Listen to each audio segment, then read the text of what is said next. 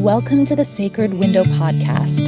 Here, we look closely at the intersections of the postpartum window, the Ayurvedic perspective on health and healing, and the universal mother principles that are the keys to giving and receiving effective care.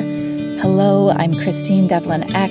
I'll be taking you through interviews with professionals who are making a profound difference in the lives of their clients, conversations with individuals brave enough to share their stories of vulnerability as a way to lift up others, and my own journey through birth, parenting, caregiving, and building a conscious business. We are here to honor the sacred windows, the profound transitions in life that give it all meaning. Welcome to the conversation. And I will never be the same again.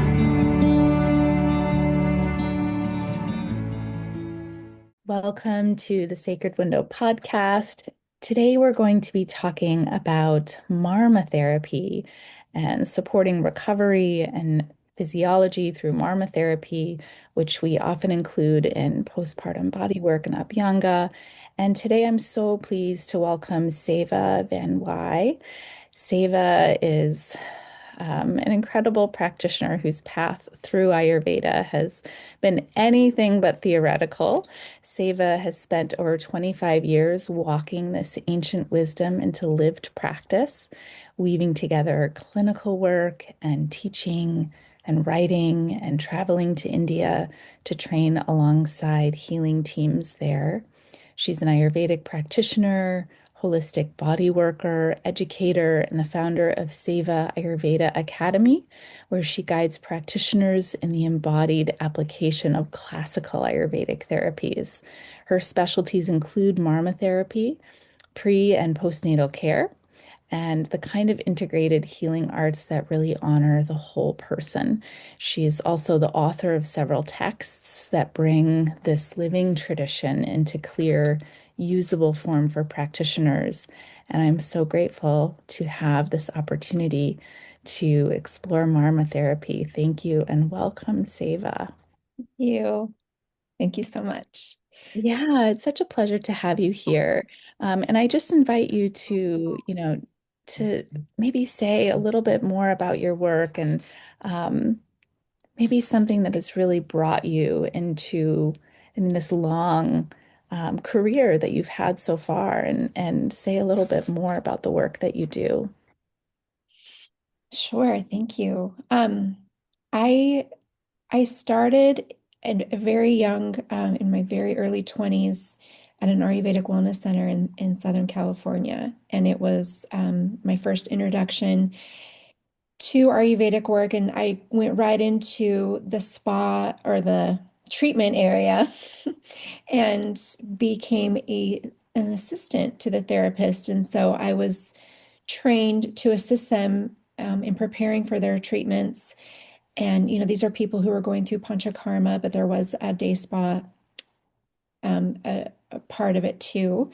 So I just got to make the herbal formulations for their oils and their treatments, and also be a body for them to experience or to train on the therapies. And so that just and then being in an Ayurvedic center where I was just learning so much, and it was healing, and it just resonated everything inside my heart and soul. And so that began my path. And so that was about the early 90s. And then I started to train in holistic health and become a holistic health practitioner. And that involved, becoming a massage therapist as well.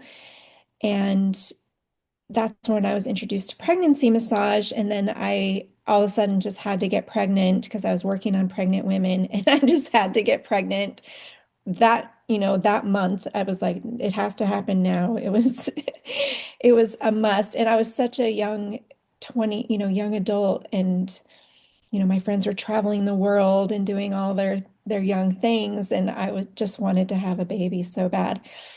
So I did end up having a child, but then that whole experience of pregnancy and birth is what made me want to be a birth worker, but even like become a midwife. So I took my holistic training and became a holistic midwife and was in kind of a community um, setting where I was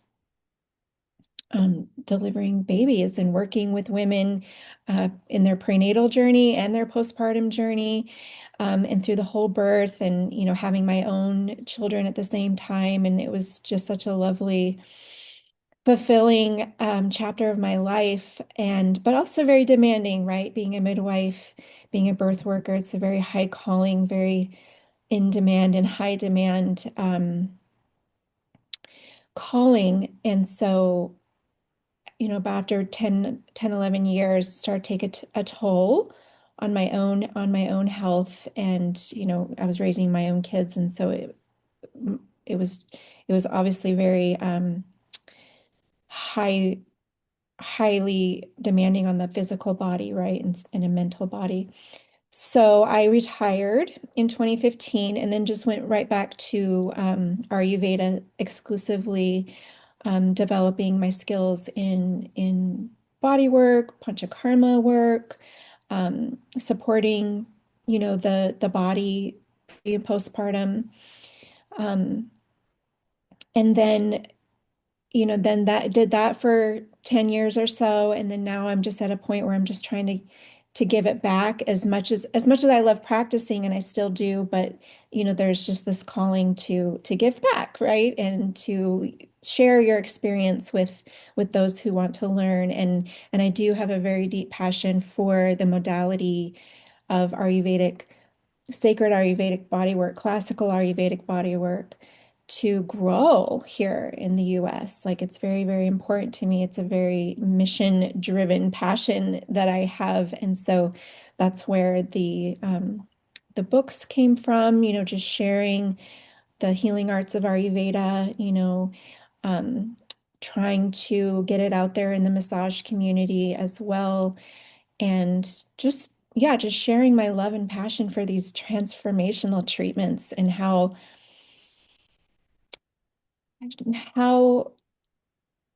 they can make someone feel so um, cared for. You know, that's something that people don't always feel when they go get a treatment, or when they do, hire a doula or somebody to care for them, right? They don't always feel um, this transference of compassion and care and healing when they're touched or cared for by someone. So that's a really important component into how I practice and how I teach others. Um, and it's that alone, just that feeling of being cared for in a really compassionate way and loving way, like a maternal care kind of way, is probably the most healing energy we could ever give someone. Yeah. Mm, I could not You agree know, more. I'm getting a little misty talking about it because it's just such a beautiful thing. It's just so beautiful. Yeah, I'm getting misty listening because, like, literally just yesterday, I finished my last day working with a new mama, and we were primarily doing postpartum abhyangas together. And um, yeah, just the gratitude and the she was just so moved by that transference of loving care that comes from this type of treatment. And yes, the person coming in, like, we hold the ability to like transfer love and care through whatever it is that we're doing. But these Ayurvedic treatments that are thousands and thousands and thousands and thousands of years old and that have nourished people this entire time, there is something so powerful about these treatments. And you've reminded me about, yes, like, we are here to pass this along.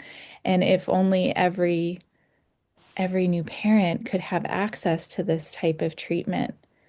Uh, Mhm. mm, Thank you. And it reminds me of, the proverb the Ayurvedic proverb I love so much and always chant to everybody who I get inspired to share it with. But it says it's the word, right? Sneha, that oil. But in Sanskrit, it also means maternal love and affection, like a warm hug, given, or a big warm blanket, just that comfort. And so it also means oil, which is what we use in our treatments. That's why there's so much emphasis on oil in Ayurveda, is because we want to give that feeling of love and care and comfort and security and grounding, just like a warm blanket and a warm hug. So the proverb is oil to the body is like love to the soul. Mm. That's what the soul feels with that warm oil just coating over the whole um, skin, the skin to skin. So beautiful. So to like move a little further into marmatherapy, there are listeners who don't know what that is. And I'm wondering if we can start with talk about, what marmatherapy is, what is, how is it historically practiced, and let's start there. Yeah, yeah. So another amazing modality in Ayurvedic body work, and it's a whole system in itself. It's a Marma system of energy points.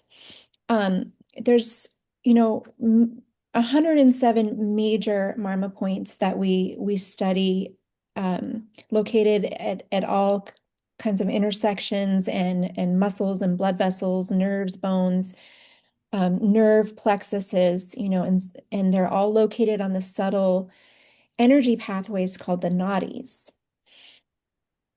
And so they function like communication hubs, you could say, between the physical body, the nervous system, the mind, so the energy body, and integrating the energy body and the physical body together. And so it's really, like we're saying, it's another like love language, a therapeutic touch language. And we apply real gentle awareness and intention to these points. Technique does really matter, but I like with this transference of the care, right? It's almost, they get more, you become more powerful in activating the Marma when you have this real awareness and intention that you're bringing with it. So they really respond to that. They really respond to attention and awareness, because energy follows intention. And when we're working with Marma points and the energy channels, this is all working with prana, right? The vital living force energy. And we're facilitating pranic flow through these Marma points. And that's why this intention and awareness is so important, because prana follows intention, energy follows intention, and then we facilitate like this unlocking of the prana that is held in the Marma spaces. And then there's this cellular intelligence that they have as these also multi-dimensional points, that when they're activated, it just gets unlocked, and they, with their intelligence, they know where to go to establish or support homeostasis, right? To ignite that self-healing, self-regulating system within us to heal. And so it just knows like where to go, where's the depletion, where does this recovery need to happen? Not just in the physical body, right? Because it's an integration point between the energy body too. And that's where this holistic healing really comes into play, is this healing in both the energy and the physical body. Because birth is not just, and everything in life, every experience is not just physical, right? It's also an energetic imprint that is held in the body and held in the marma points even. So they're really powerful, subtle, subtle but powerful, energy points. Yeah. So really after birth, a mother's system is really incredibly open, right? And in a really sensitive state. And the Vata dosha, which governs the nervous system, is naturally vitiated. And there's this empty spaces created in the body from the exertion of and depletion of labor and blood loss and lack of sleep and emotional transitions. So marmatherapy is just really targets that, really targets the nervous system. And this gentle touch, is stabilizing, it's supportive even for hormone recalibration, improving circulation, lymphatic flow in the physical, and grounding vata, because vata, can be like anxious and have these kind of emotional it just communicates safety and grounding to the body, like it's safe to heal, it's safe to recover now, you know, and giving that like room in the body and in the mind and that sense of peace that, okay, it's safe. We're okay. We're good. I have support, and just really letting that come through to the vata, the vitiated vata. And especially, right after the birth and even during as a labor support. So, so powerful. Yeah, I love how you started off the exploration or the explanation of Marma as, a practice that we do. What I love about it is that it's so accessible and that a person can be fully clothed. It often looks similar to like someone receiving acupressure, but I love how you talked about the practitioner, what's so important is like putting your attention and your focus, your intention on this point for this person. And I think about that a lot in all of the body work that I've done. It's like what is the intention of this and how is this opening and strengthening and balancing this person? Because the channels that you're talking about, those intersections and energy points, there's such perfect wisdom being exchanged within all of that. And our role is really to create the conditions and to open the channels and to keep the ways that things may be blocked or moved in a different direction to create this sort of open pathway for balance to occur.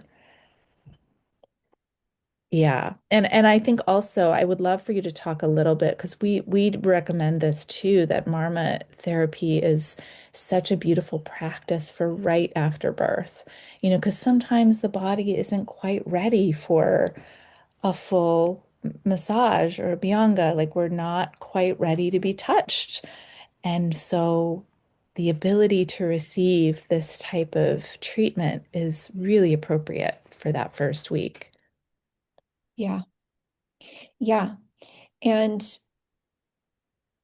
I do think that, even if you're not, even if you don't know where all the marma points all over the whole body, we know where, like a lot of centers in the body are the most affected during birth and labor and delivery and recovery. And so, um, for like just even holding, because there's lots of marma points, right? But when we just hold a major center area, then we're really addressing all the marma points.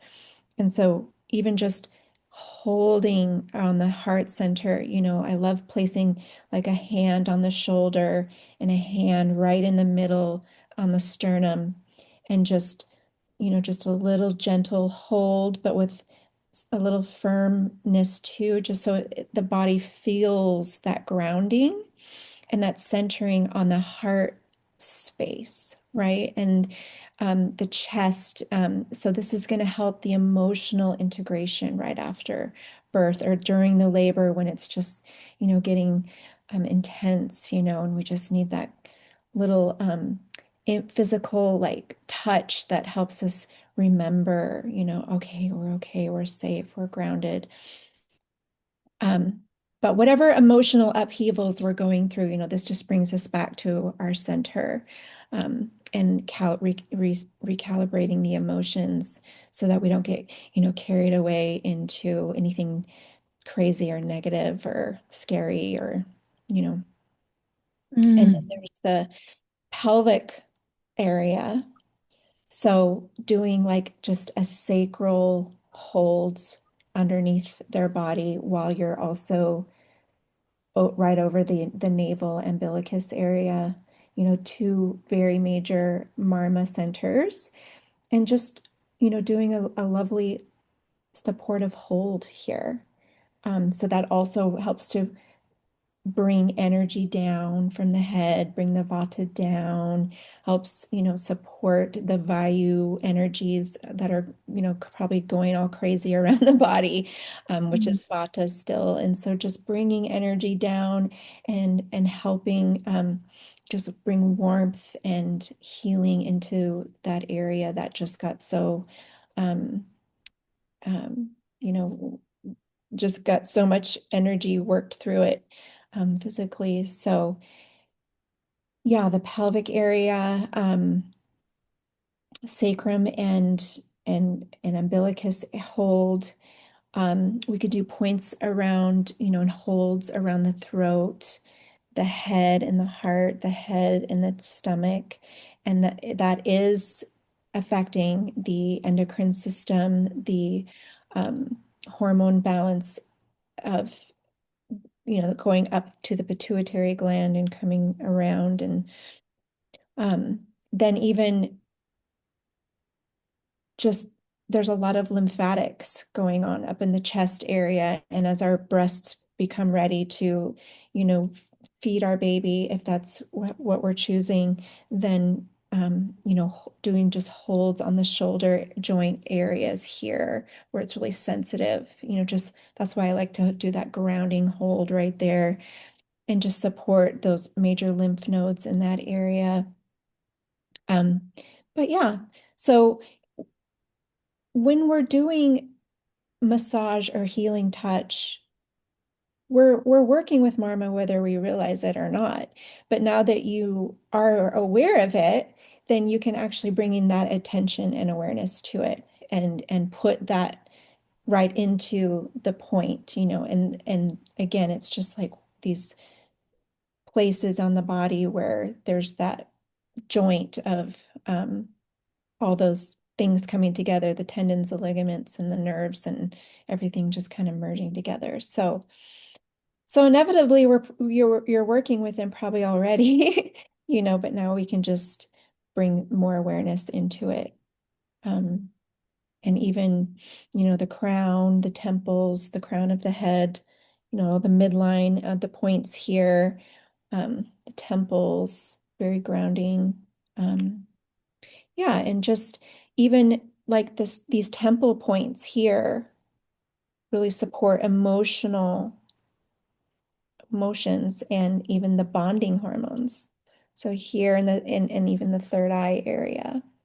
And everybody is gonna love and feel relaxed immediately in the nervous system by working on anything above the clavicle. It is out of all 107 Marma points, 1/3 is above the clavicle on the neck, head, ears, and face.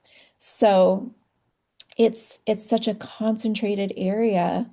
And so immediately it will ground any kind of crazy nervous system stuff or emotions pretty quickly just by working on, just some little touches around the head and the face, the shoulders, the neck, and gentle holds in that way.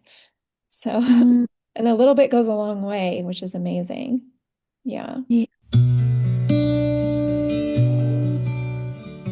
How are you sharing your gifts and passion for caregiving with others?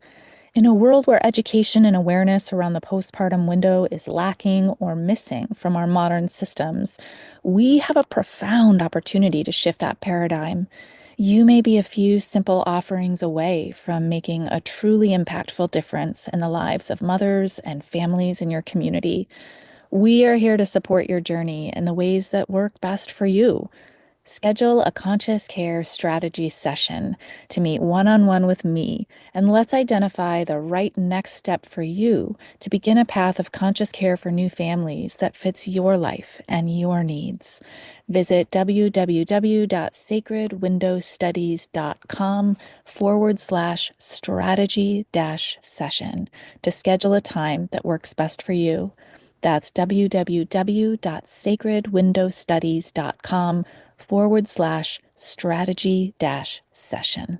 I love the accessibility with which you're describing this, which was one of the things that, we had talked about kind of before this conversation is how to create, there's 107 Marma points is a lot if we think about, oh, I need to memorize all of those, but understanding where there are clusters of them that are key places that are holding the need for integration in postpartum, but also I would venture in times of stress or transition of any kind, and to be able to use our whole hand versus, what, we may be traditionally taught, which is, the thumb or one finger, but to be able to put the whole hand and address multiple points in one motion feels really nourishing. And to be honest, as I'm listening to you and even just having this conversation, my own awareness of my own Marma points, like I can feel them sort of enlivening.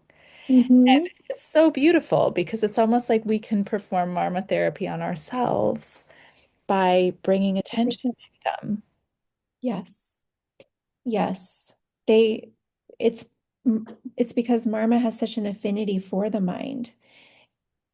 And Ayurveda says the more subtle, the more powerful. So as as subtle as the mind can be and can go, and in our as we're listening and talking and sharing, these things kind of go into our subconscious, and just because we're talking about it, the marmas just get excited and they're like, yay, and they get activated and lit up. So it's really true. And it's such a perfect self-care tool as therapists as well, um, because it is very powerful and easily done on our own self. Yeah. Mm. Mm. So self-care and client care. Yes, and we talk all the time about how those have to go hand in hand all the time. We always have to be assessing our own state of balance while, so we're able to give that loving, compassionate care in the way that we would like to. So, when you're thinking about, what one thing I love about postpartum care in particular is the absolute uniqueness of every client situation and moment when we're bringing in new babies and any kind of big change. We're called to really meet people in the moment where they are, and we may have a plan, or they may have come in for this one thing, but there's always space and a call for really looking at this very moment and what is most appropriate and balancing to this time.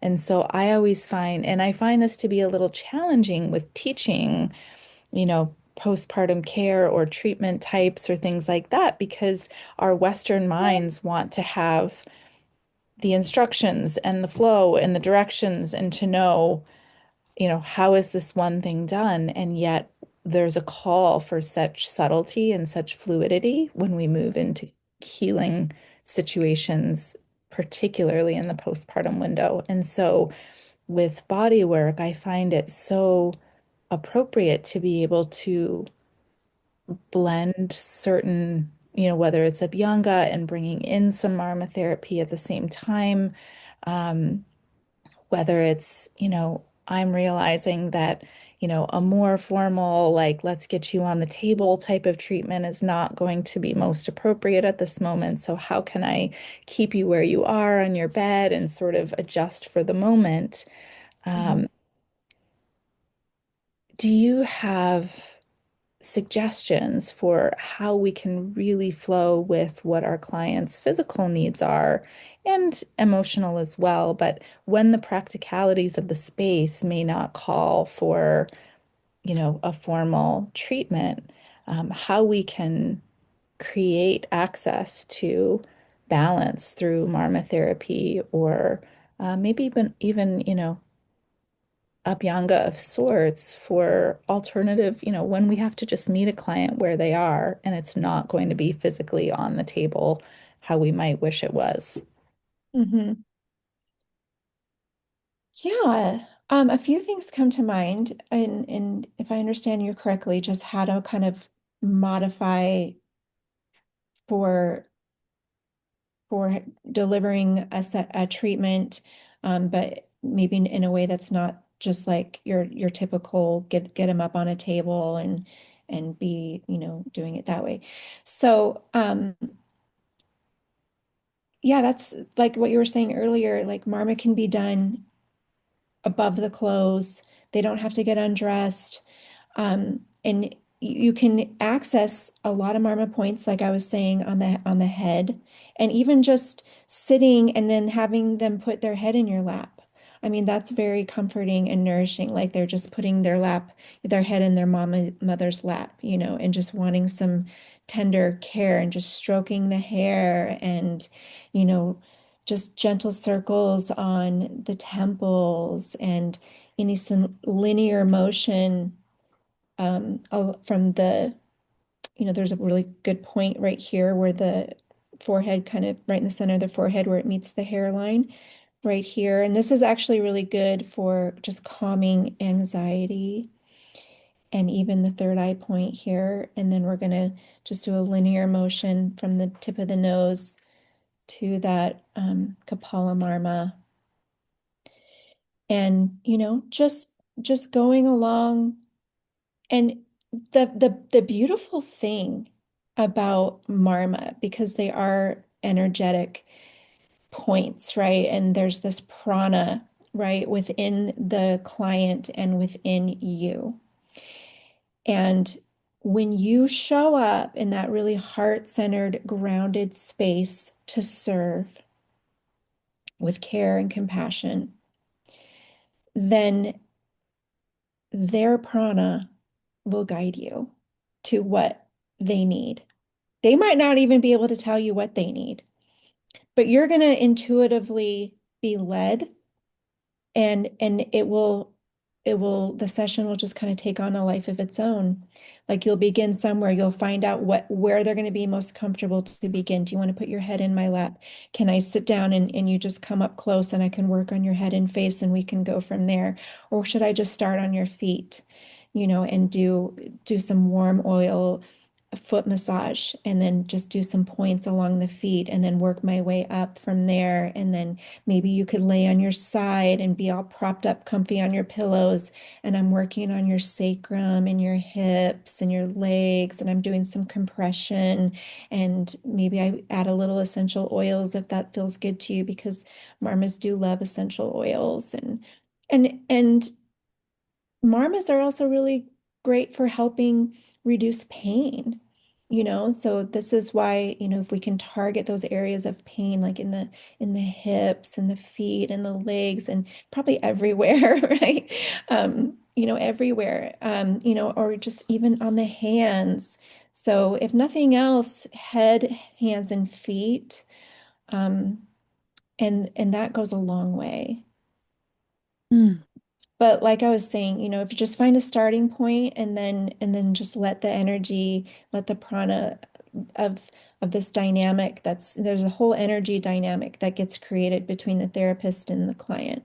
And so like if you really do, and I've experienced this magic, and that's why I love it so much, and want people to experience this magic of how a session can just really take on and unfold in an organic way, the way the prana wants it to unfold, the way it's needing to be led and touched and moved through the body.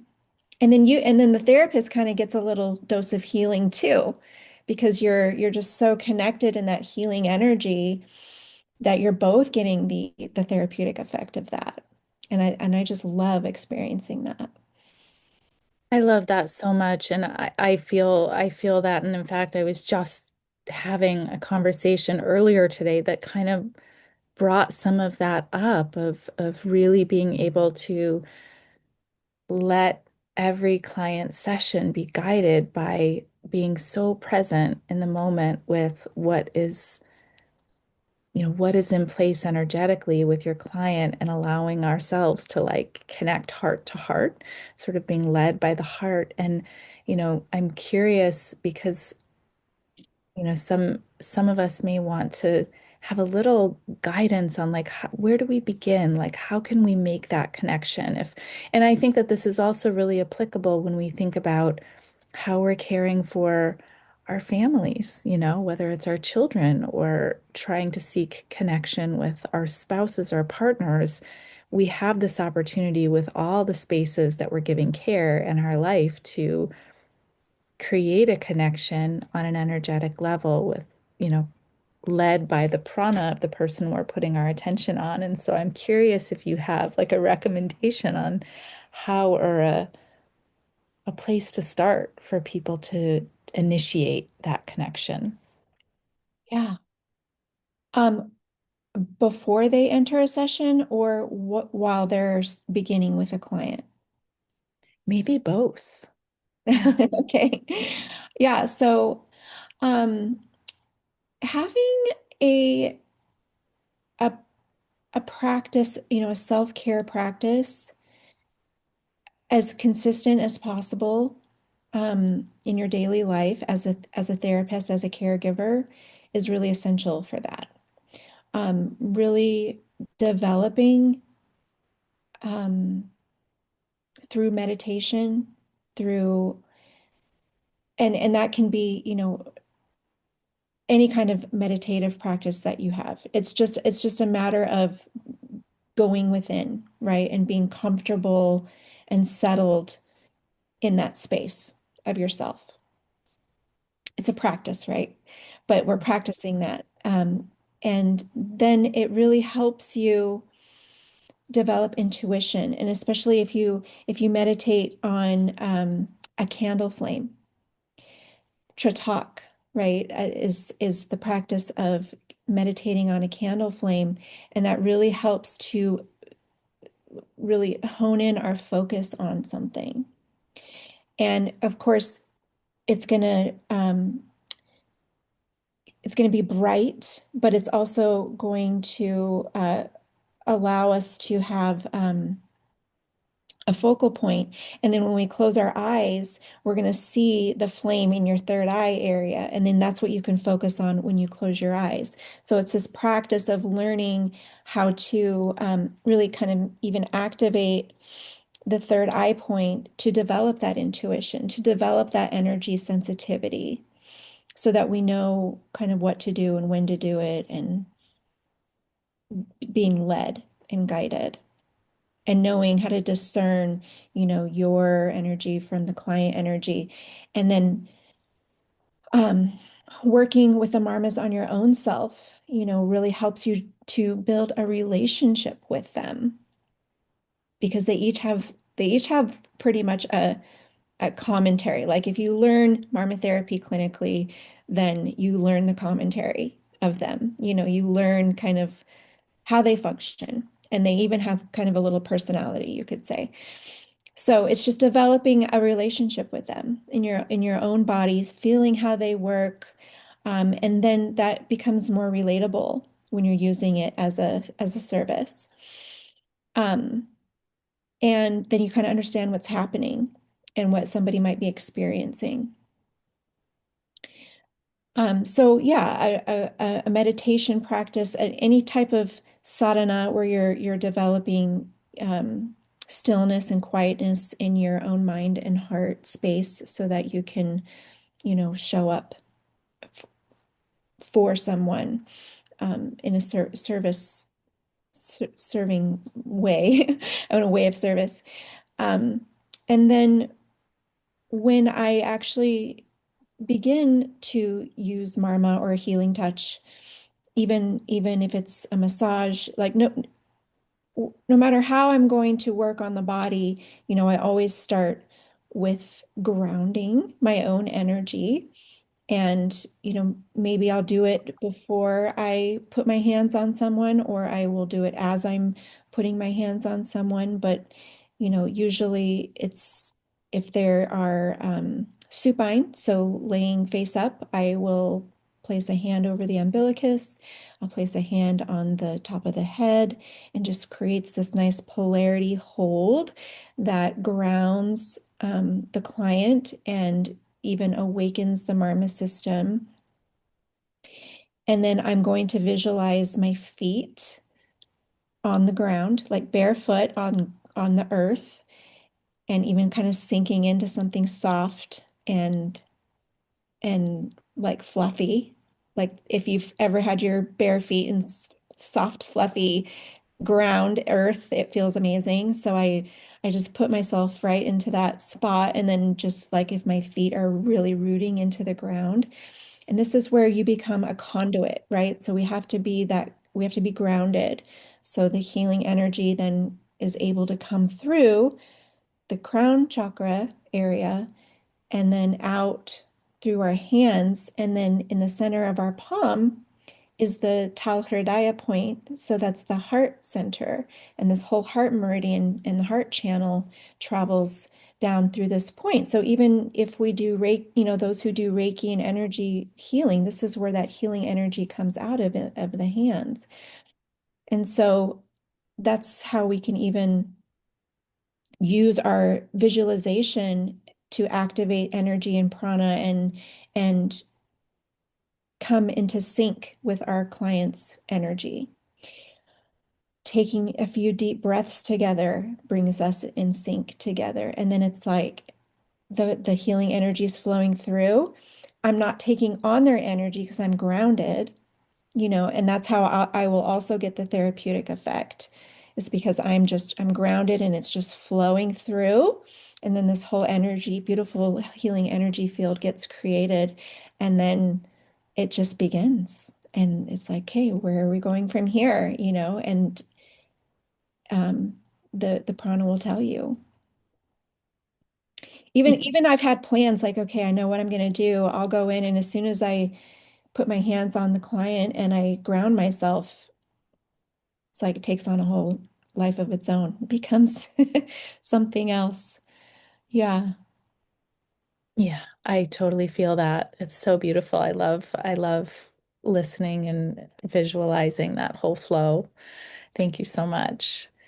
I wanted to talk a little bit about, the postpartum window is there's such a consideration for the nervous system, and perinatal mood and anxiety disorders are something that far too many people experience. And marmatherapy, I think this is really one of the key areas. Like as you said earlier, the more subtle, the more powerful. And postpartum window, as this vata elevated time, we're so subtle. And so the mind and the emotions and the senses are easily overwhelmed.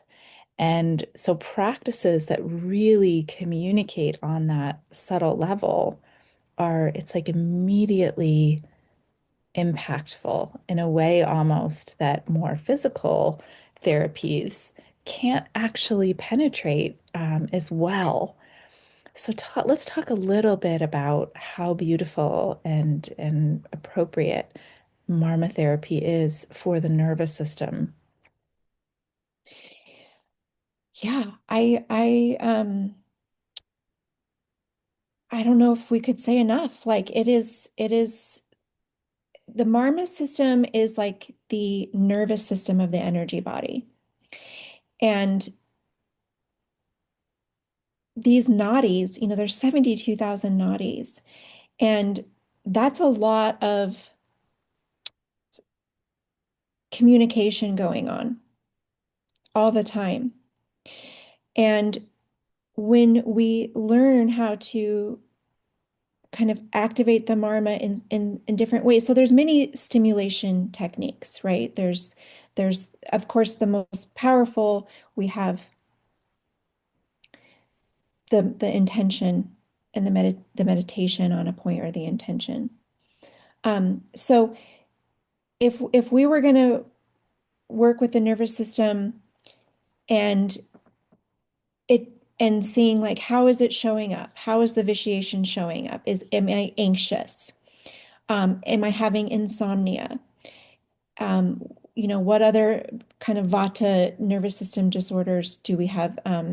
You know, insecure, um, feeling unsupported, feeling unworthy, or not equipped to fulfill this role of, being a mother to a newborn baby, or, whatever all these things, because everybody's different, and however our nervous system gets affected, and whatever kind of imprints of trauma and emotional things that we have held in our body is going to express differently depending on who you are, and how your birth experience was, or like what it brings to the surface for you.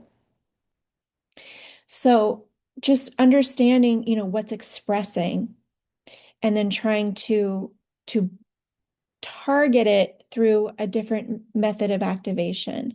It could be like earlier, like maybe it's an essential oil blend, and we're putting that on specific points, especially ones that are going to be on the head, where the nervous system and all the nerve plexuses come together, right? So third eye point, umbilicus point, putting some warm oil grounding on the umbilicus, even just the umbilicus area, the belly, that's a very powerful nerve plexus area.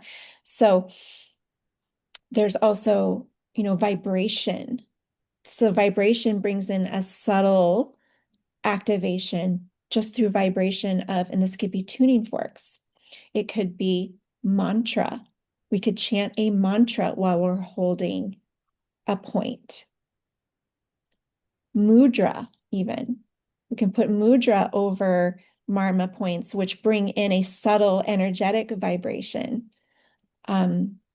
So I'm just thinking of like, what's expressing, and then what's going to be the best way to activate the marma point so that it supports and brings a therapeutic effect. And it could be colors, it could be gemstones, it could be heat, it could be binding, like the belly binding over the whole marma points of the lower back and the mid back and the abdomen and the hips and everything. Like that's very powerful and very grounding, as you know. So, yeah, there's different levels of expression, and I just want to say too that marma has memory. It has memory, and they can also be damaged, because one of the things that marma means is a vulnerable or sensitive space. So these are very vulnerable and sensitive spaces, and they can be damaged, and they can hold memory, emotional memory, traumatic memories, and even physical trauma. So when we understand the expression of what's needing to be healed, then we can understand how to address it, or what's the best method of activation or stimulation, or healing that we can bring to the point, or to the cluster of points, that all kind of sync up and work together. Mm, mm. Do you have a preferred essential oil that you like to use specifically for the nervous system in marmatherapy? Oh, and see, that's another thing where I just kind of get led intuitively, like in the moment, like how am I feeling? How am I feeling and what does it need? So if it's kind of like if I'm stirred up and I'm feeling heat, then like sandalwood, calamus.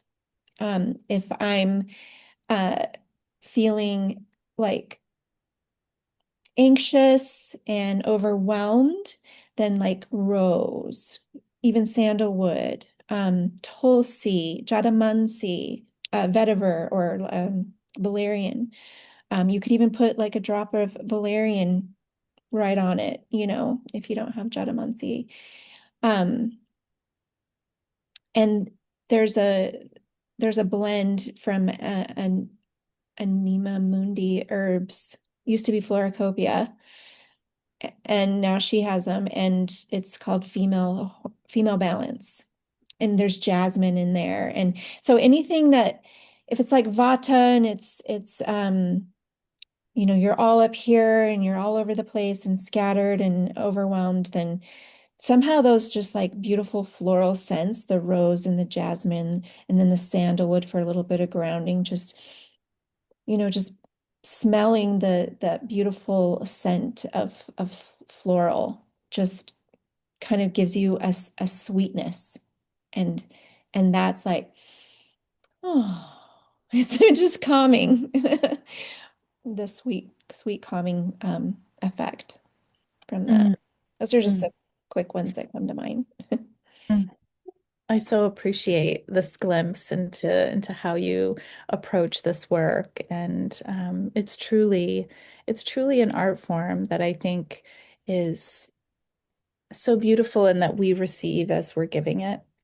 I love that about this work, and energetic modalities such as Reiki, where it's truly an exchange, a balancing exchange, and in that way, it's deeply restorative for the caregiver as well as the client I or the know. person I receiving. love that Yeah, yeah.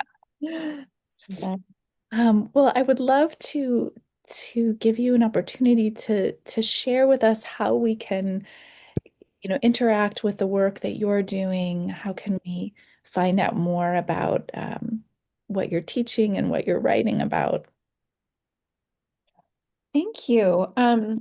So I have two hybrid programs for Ayurvedic bodywork technician and then marmatherapy. And it is a hybrid format, so people learn online, probably a lot like how you do it, where we learn things online and then we have an in-person training so you can learn those hands-on things. So yeah, that launched last year, and I have been really loving teaching and being in that element and sharing, really from my practice to yours. And especially, I put a lot of emphasis in the self-care and how to modify Ayurveda modalities to self-care so that you are applying the principles to your own self and sustaining your practice and your own, vessel that way. I think it's really important. It's something that was really lacking when I was being trained, and I had come to learn how to do it on myself. And I'm like, this really needs to be part of training somebody to give is also to self-give, you know, for for yeah, just experiencing it on yourself. It is so beneficial, and it really just pours out into others from that way. Yeah, and so the books that I have are just that kind of a beginner's guide to the healing arts of Ayurveda, the Do Basti treatments. I wrote a manual for that because there just wasn't one out there. And, I'm teaching these things, and I just wanted to people to have a book and a manual to learn it, and yeah, just kind of fall in love with it, really, was my hope. Um, yeah, so just I have a website, sevaayurveda.com, and it's all there. Yeah. Thank you so much. I just really appreciate this opportunity to connect with you and to talk about Marma therapy in this way and share it with our listeners. And so I have a feeling that we'll be connected in more ways in the future. But thank you so much for taking this time. Thank you. I really, really get all excited. This is really fulfilling work. And I hope everybody's inspired to just explore it, on their own, and just get a relationship with the marmas in your body. And I hope that really brings another level of healing and self-care for you. Thank you so much, Seva. Yeah, thank you too.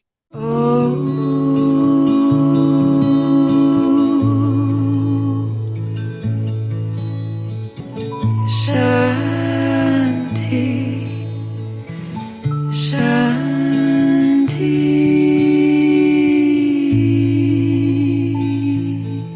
The Center for Sacred Window Studies has been training postpartum care providers, professionals who work with new families, and individuals passionate about postpartum care since 2018. We regularly host live free events alongside our online and in-person training and certification programs. Hop on our newsletter list to get direct access to all of our events and community support gatherings. Our mission is not only in training conscious postpartum care providers, but in fostering a robust, informed, and thriving community of postpartum professionals. Once you step inside, you're family forever. Visit www.sacredwindowstudies.com to add your email to our newsletter list. You can support our work by subscribing to the Sacred Window podcast and sharing with someone you know who would love it. Thanks for being here and participating in the culture-wide shift that recognizes the need for and the importance of conscious postpartum care.